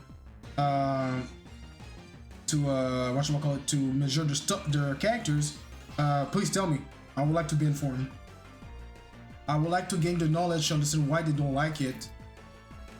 Because there's some people who don't like it, but they're still able to do the thing that they need to do, you know? It's not because the people I heard that from, they don't use the head measurement to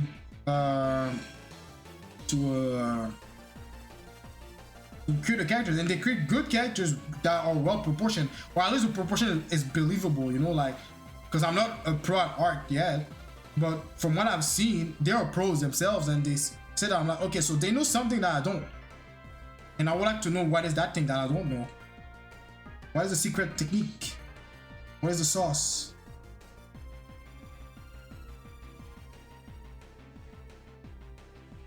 So yeah, so if you know, tell me in the comment. I would like to be enlightened with this knowledge. Don't gatekeep. We don't gatekeep in 2025.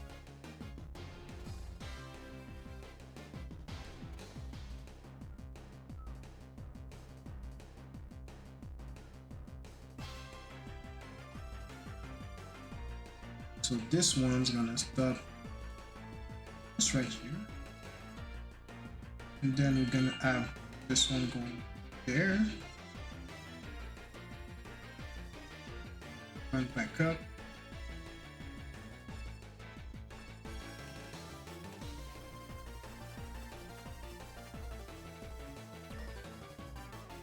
One hour 24 minutes. Okay, I hope we'll have time to do another one.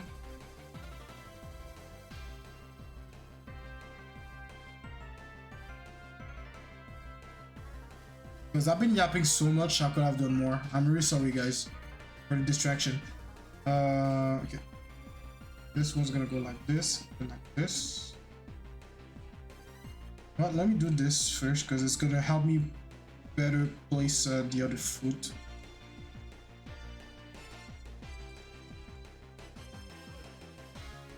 So we stop earlier. Stop about here. Go like this. And we do a shape.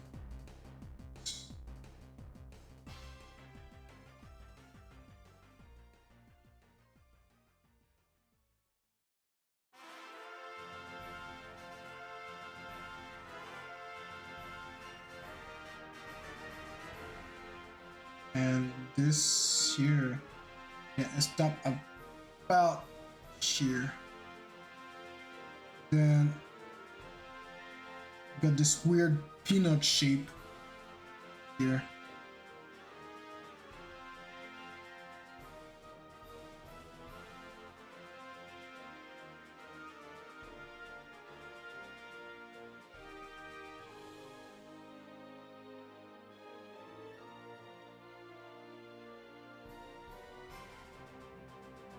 And we got the tail. That's about here. The ringtail. That's how Carmelita calls him, ringtail. I'll get your ringtail.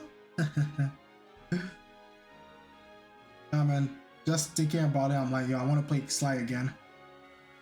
Even though I play like the game for 10,000 times. SLY 2, specifically SLY 2 and Paper Mario 2000 are the game that I've most replayed in my entire life. Like, if there was a new Game Plus system back in the days that those games got released, you'll see me with a lot of files on New Game Plus because I play the heck out of this game. Okay, not necessarily New Game Plus because I like the fact that I have to start from scratch and Paper Mario Tenryudori and SLY, because I think having SLY with a New Game Plus, I think it will suck. I think it will just like all the enjoyment of the game will disappear. Because it will be too easy after that. Like you'll have all the skills unlocked, all the gadget. Well, I don't even think you can make a New Game Plus with that because it wouldn't make sense. Because how will you get a gadget from the level 5 in level 1? That wouldn't make sense. Because there will be no use for that gadget first of all, and that will just make you like kind of broken for no reason. I guess that's a point of New Game Plus. Yeah, now I think about it. But as for Paper Mario, that will just make the game way too easy. That would be boring. So yeah. Anyway. So not every game is meant to have a New Game Plus, and I'll talk about it. But if there was a New Game Plus system in this game, I think I will SLY 2 and Paper Mario Challenger will be the games that I will have the most files that has a New Game Plus. And the third game will be Persona 5, because I've replayed Persona 5. Wait. Persona 5 I played the original version. I think I replayed it 4 times. Then I played the Royal version 2 times. So I played Persona 5 6 times in total. Yes, I was a no-lifer like that back then. But now thinking about the Xenoblade Chronicles 2. No, Xenoblade Chronicles 2, I think I've replayed the game only 3 times. I only played the game 3 times, bro. That's like 200 hours of 3 times. It's 200 hours 3 times, bro. I said 200 hours because I actually took the time to regrind stuff. Like, I did New Game Plus, then I've been regrinding. And then after that, I decided the 3rd time I restarted from scratch. Like I did a new file with, I don't even think you make a new file. I think if you restart, you lose the previous file. So I think I restarted the game from scratch. So I lost everything. So I have to resummon all my blades, get all the level ups and everything, regrind the item, bro. I was that dedicated back then. But now, I don't have that energy in me anymore. Like I barely play games nowadays, guys. I barely play games nowadays. It's crazy. Like I do play it here and there, but I don't stay long. I'm gonna play like for maybe like 20 minutes max. So Carl, any exciting games you wanna play? Bro, I'm glad you asked.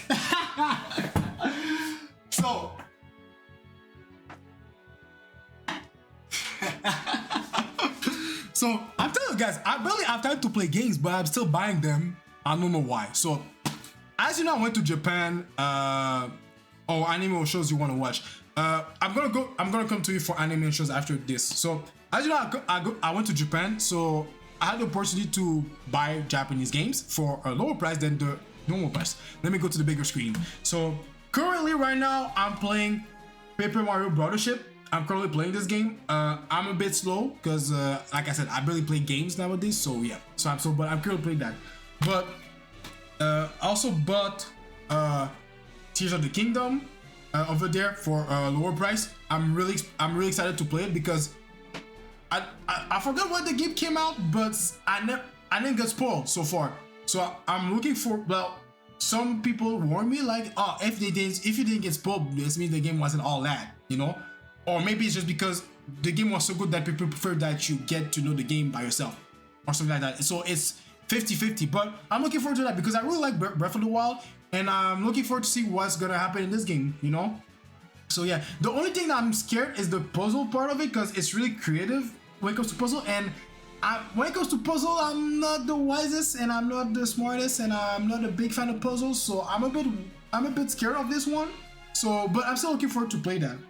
And okay, to be fair, those two games I'm gonna show you guys, I already played them, I already finished them. I just want to replay them just to really experience them, because when I played them at the time, I didn't take the time to really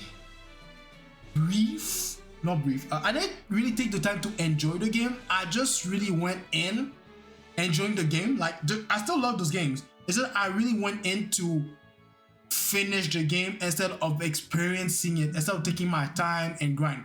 When it comes to RPG, I like to grind, but as you know, as you get older, as you have other priorities, you start to spend less time to games. So I didn't grind that much, or I rushed the grind, and you know, I finished the game. I'm like, oh man, the game was so good, but I wish I took more time to enjoy it, you know? And those two games are Final Fantasy 9 and Final Fantasy 10 too. I don't know why I did that. It's just because I felt like I was in the reverse mode, but well, Final Fantasy 10 and 10 too in one copy of the game. And I'm not gonna show you guys, but there's a code in there that will let me download the DLC for the game. Include Final Fantasy X-2, Final Fantasy X-2. Oh, okay, so it's a DLC. Oh, wait, what? So Final Fantasy X-2 is not in the card?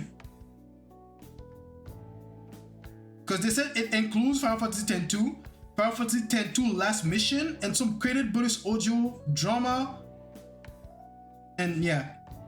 So I guess there's only Final Fantasy X in this game, but there's no Final Fantasy X-2 in this game. In the cartridge anyway, from what I'm listening, because there's a code to download it, so I guess that. And yo, welcome to the stream, Young Dagger 1008. Welcome to the stream. What's good? Whoa. I will assume that you're black, but even if you're black, please refrain to say that. Refrain to say that, you know? Just please, because you know, it's unfair because not everyone can say it, right? So, refrain to say that. I will assume that you're black. You know, I'm not gonna ban you, I'm not gonna time you out. And anyway, like I said at the beginning of the stream, I come from a generation where people keep saying that all day wrong, so it doesn't offend me, even if you're not black.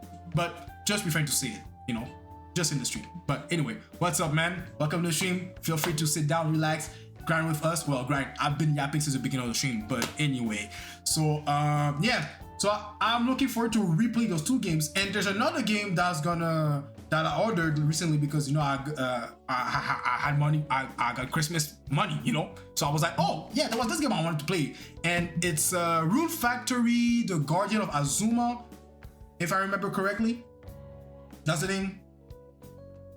Anyway, it's a Rune Factory game, and I never played a Rune Factory game in my life, and I don't know why there's a Rune Factory, but from what I've seen, the game looks gorgeous, the gameplay looks nice, and I kind of like the system, making a village and you know, grow a village and everything. I like that. You know, I play Stardew Valley. Stardew Valley is the closest thing that I have to that, and Animal Crossing is the closest thing to that because it's literally like Animal Crossing but without the action RPG part of it.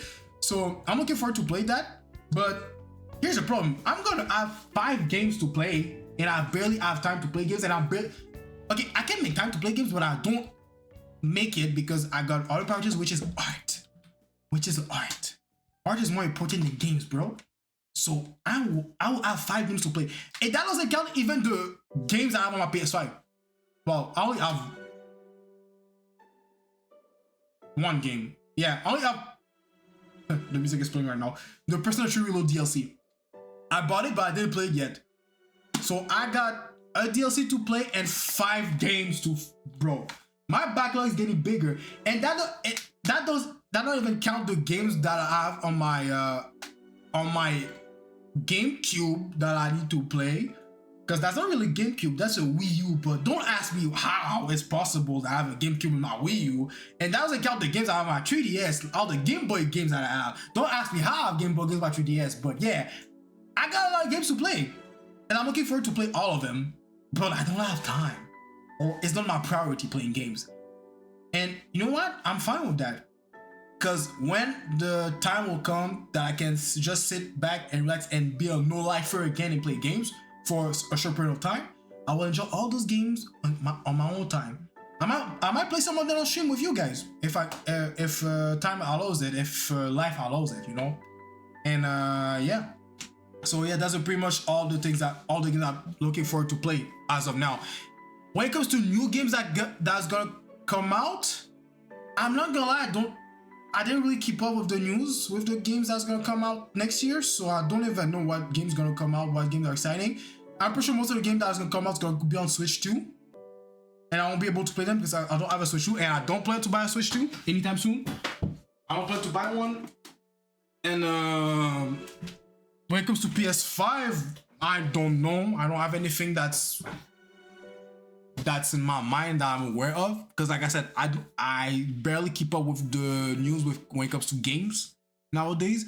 I used to keep up with the game scene when it comes to like what the companies are doing, the BS that they come out with, the games that they come out nowadays, like the Concords and everything. But I've been dialing back, that's a word. I've been stepping back a little bit. And so I don't really keep up with it. So I'm a bit I don't know which games are gonna come out, so I don't have a lot. But when it comes to anime, bro, Black Clover's coming back, Hell Paradise Season 2, Fire Force Season 3 Part 2. Apparently there's a new Katekyo Reborn anime coming, y'all. Yo, I'm so hyped. That's my favorite anime of all time. What other anime? Jujutsu Kaisen, the Cooling Games. You know, I don't read the manga because they said it's like a bad read. It's a better watch, so I'm not reading the manga. But I'm looking forward to that. Gachakuta Season 2. I'm looking forward to that. Is it coming out this year or next or 2027? I don't even remember. But anyway, there's that. What else?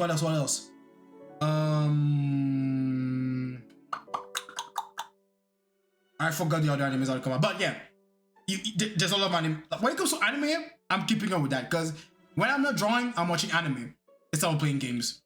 And when I don't watch anime, I'm drawing. And when I'm not doing any other two, I'm sleeping or I'm at the gym. So yeah. But man, but yeah, I'm looking forward to the moment that I will be able to take a breather and just like I do play games like. Look, when I finish the stream, I plan to just sit down and play a bit of Mario and Luigi, just a little bit, then come back and draw. But I don't spend like hours playing games anymore like I used to. Like in the COVID days, like oh man, COVID. I mean, I was already spending a lot of time in video games, but COVID made me able to do a lot of time in video games, bro. Like COVID made me able to do things that I wasn't able to do before, like sleeping at 4 a.m. because I was in the PS chat with my homies playing games. Now I can't do that. I don't have the energy, the capacity to do that anymore. That's not a part of my lifestyle. But it was fun times. They were they were fun times.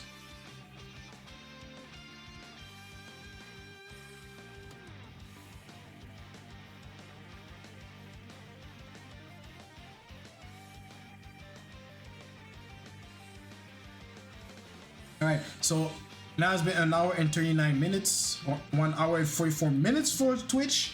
So I'm gonna speed run this a little bit and then I'm gonna move on to the next character that I'm gonna study. And like I said, I've been yapping too much, man. I don't know what's going on today. I think it's the first stream that I've been yapping a lot like that. It's not low key, high key the first stream I've been yapping a lot. And I think it's bad.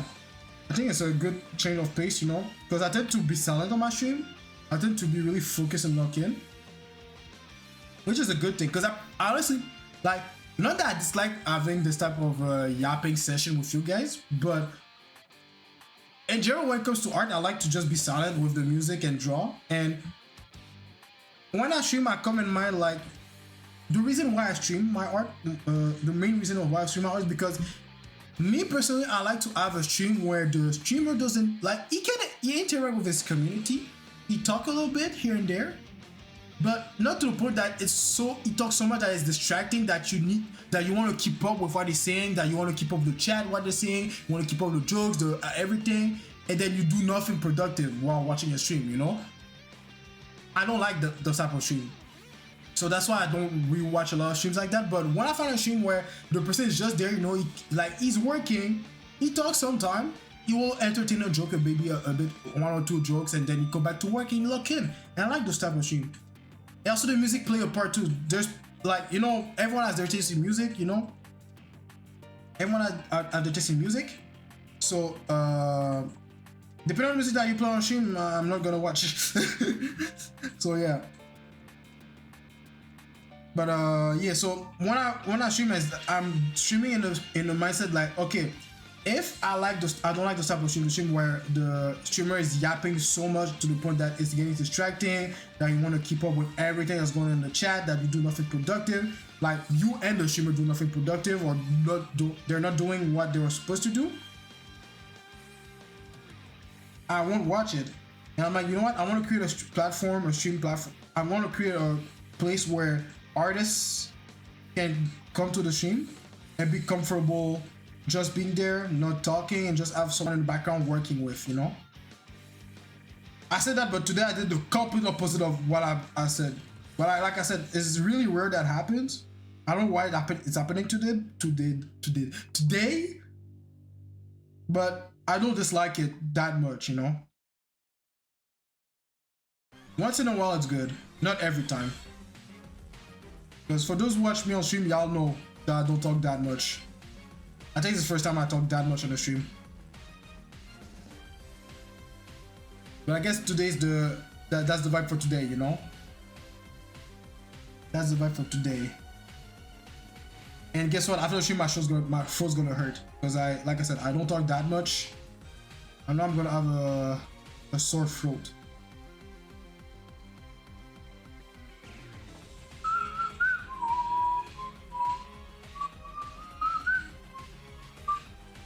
At most, you're gonna hear me whistle to a music or humming to a music. At most, that's the most distracting thing I will usually do on my stream. But I try to avoid doing that as best as I can.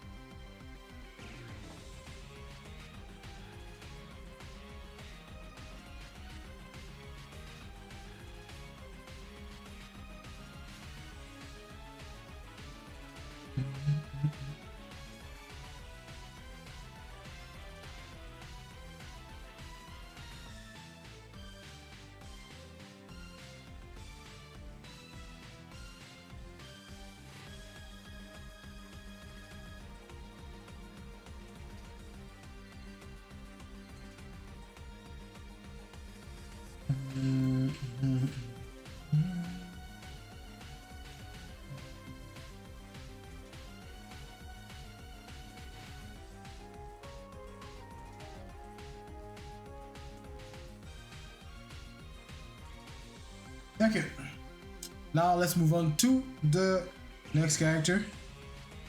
I'm just gonna this, and it came out pretty great. Not perfect, but it came out pretty close, you know? Like you can look both of them side by side and say, oh yeah, they kind of look the same.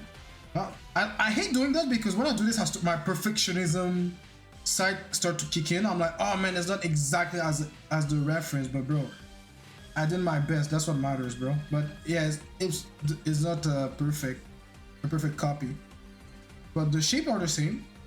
So I kind of understand the shapes. I kind of understand them.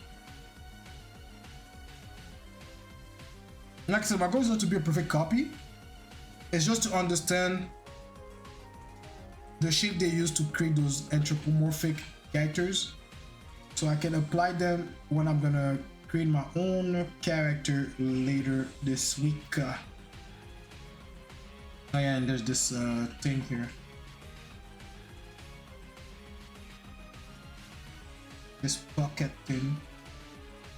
Alright, so let's see what oh, it's 1 hour 45 minutes. I'll do one tracing and maybe wait, okay, let me see.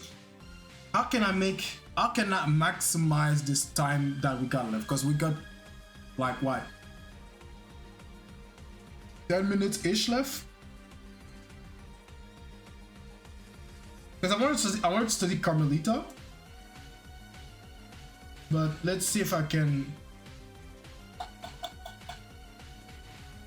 how can I maximize the study? You know what? We're not gonna study Carmelita, but we're gonna use her to study hands. Because that will be something important, is to know how to draw hands in this style. Even though like I said, I'm gonna make it a bit like I'm gonna make the style a bit more mature. Like I'm gonna start from there and mature the style, meaning like I'm gonna make it less cartoony and more edgy. I don't know, that's not the right term, but you get what I mean. Like, because the characters look a bit too cartoon, they look too kid friendly, and I'm not saying I'm gonna make something that's not kid friendly. I'm gonna make something that's more like someone that's 16 to 18 years old gonna be attracted to. Like, they're gonna look at the characters like, yo, the design looks really great, it feels like it's for me, I'm gonna read it. Because I don't think as someone that's 16 years old gonna look at a SLY artwork, they're gonna say, that's for me. Like, I like the design, but that's for me. I don't think they're gonna say that, because I don't think that was the main demographic audience. But what do I know? Maybe someone that's I mean, I'm 25 and I like it. But to be fair, I grew up with it. Oh, there's a button in the chat. Oh no! Bam! Delete. So yeah. Okay, well, like I said, I'm gonna maximize the rest of the stream by studying the way the hands are drawn in this game. But let me open. What is that? I don't need that.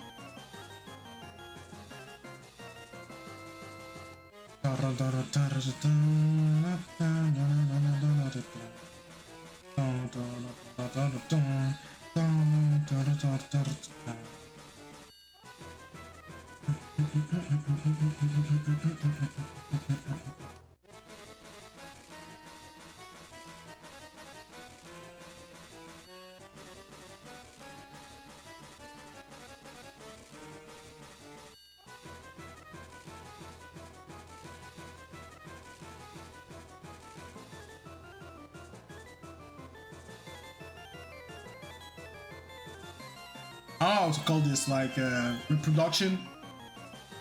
No, I'm just gonna get a sketch. I don't know why I write it like that, but hey, we cool here. Okay, so give me my Carmelitas. That sounded wrong, but anyway. So we're gonna study how they draw their hands. So I'm just gonna rasterize those. Rasterize, and we're gonna multi-select those hands.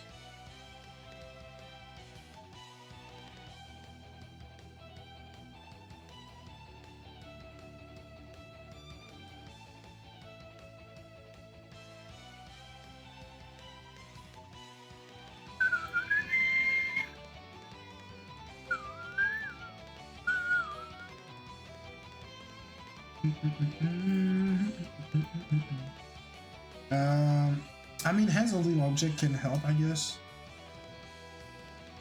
I don't know if I will have time to draw all of them, but this, we barely see the fingers. We just see Bugs holding a cup.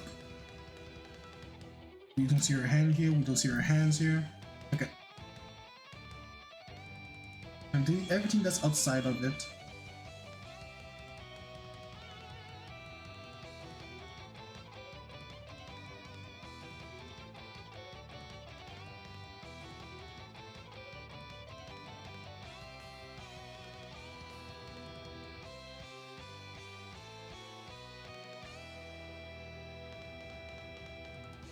I'm gonna start with the easier one, of course, so I can get the hang of it. Then after that, I'm gonna go with the more complex. And what do I qualify easy? Find out the next episode of Dragon Ball Z. Not playing. What I qualify easy is like hands that don't hold stuff, you know, because hands that hold stuff is a bit harder than hands that are holding stuff, and hands that, you know, my hands that my eyes can easily like depict, can easily tell the shapes of stuff. Like this one is easy, like this one here. This one is easy, in my opinion. In my humble opinion, it's easy because it's really literally a triangle holding a square shape. This one look easy as well. But yeah, so I'm going to jump straight in the sketch. Because normally what I will do is that I will trace then sketch, but I'm gonna jump straight to the sketch for this. So I'm gonna start with this one.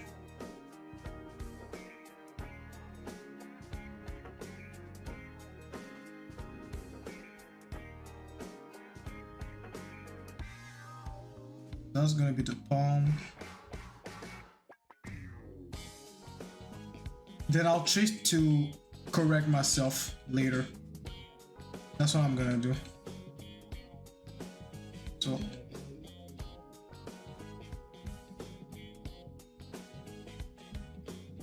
and this music is from the game that I've been studying for almost an entire year. And by studying, I mean the art style, not studying the game itself. I've been studying the art style of the game. But I think y'all got what I mean. I don't know why I had to specify, but I felt like I needed to.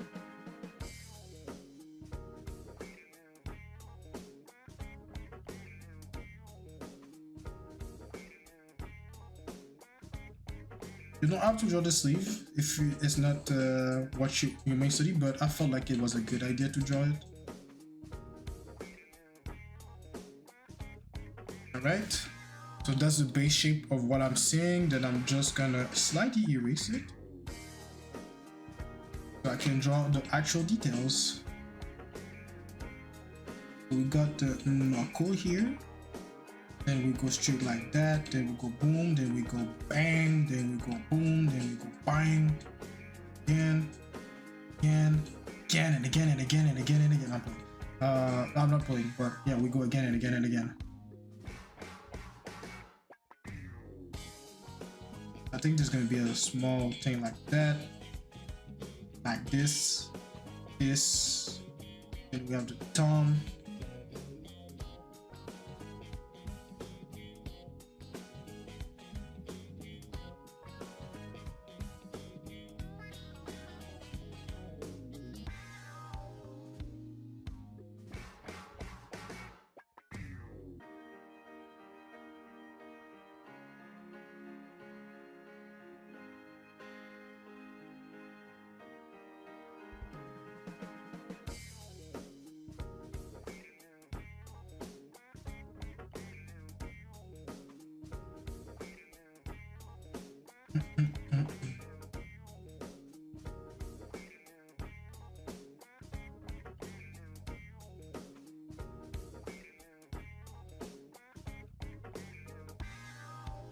Right, we're gonna guard this later.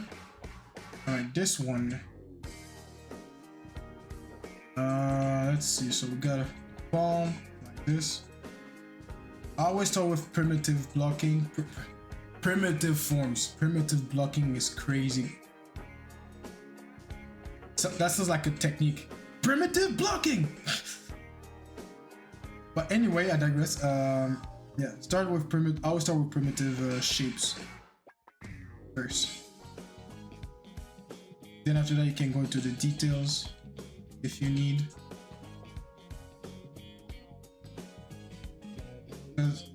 Like, it depends of your level. You can go straight with details, honestly.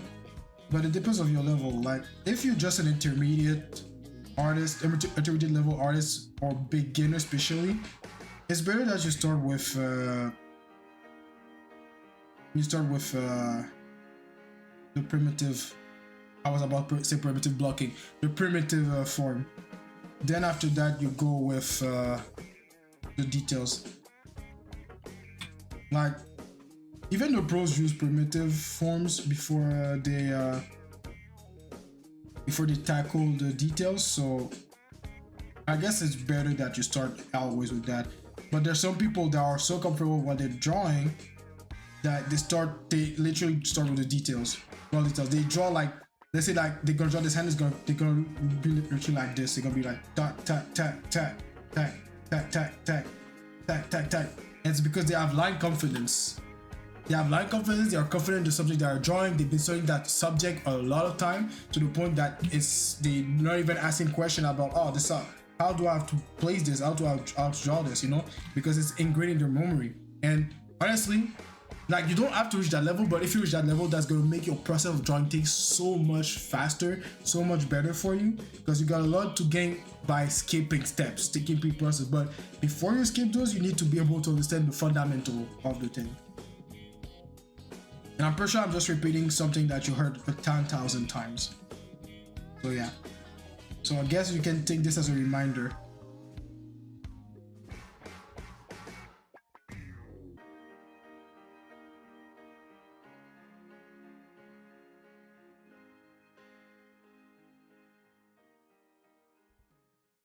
Also, please, when you study something, please take good quality references. Don't be like me and take like pixelated reference. To be fair, I rasterized a layer before making them bigger, so that's on me. But take something that's more clear. It's gonna benefit you more than just picking something that you can barely see what you're drawing at. What you're drawing.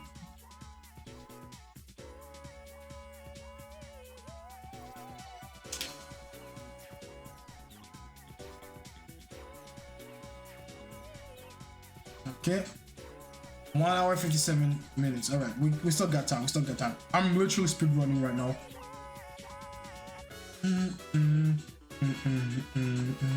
So we're blocking.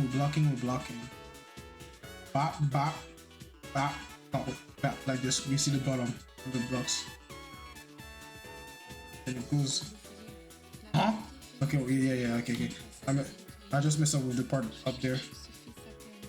There we go. Bap, bap. Dap. Dap me up, bro.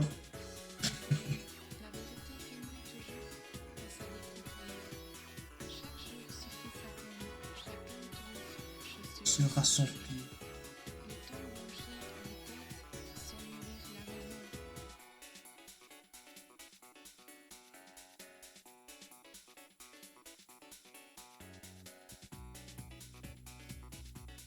And sometimes I don't do the swirl thing I did here. It just depends, because it depends the way the fingers are positioned. If they're all separated, I'm gonna draw them separated. If they're all together, I'm gonna draw them all together. Like this, 2 fingers I'm gonna do here.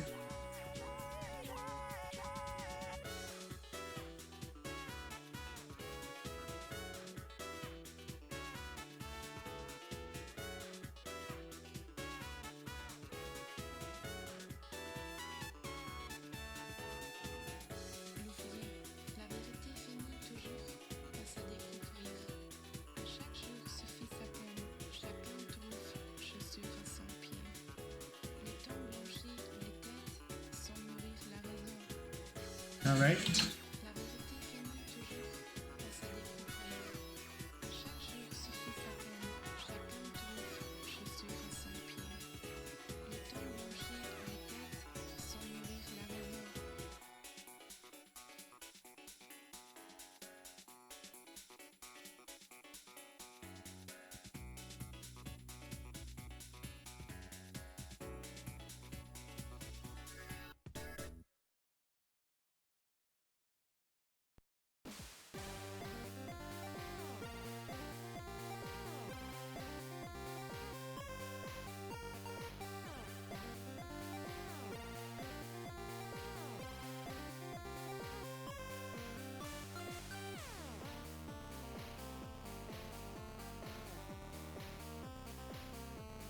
Alright, it's been 2 hours, so we're gonna stop here for today. So like I said, it's gonna be a short stream, and I'm pretty sure if I edit the video, because I'm not gonna edit it, I'm just gonna put the raw footage like this on my YouTube channel. I'm pretty sure if I do the edit and I cut all the yapping I did at the beginning of the stream, it wouldn't be a 2-hour video. But anyway, so thank you guys for coming to the stream. I hope y'all had a good time. Y'all had fun with all the yapping, the drawing, and everything.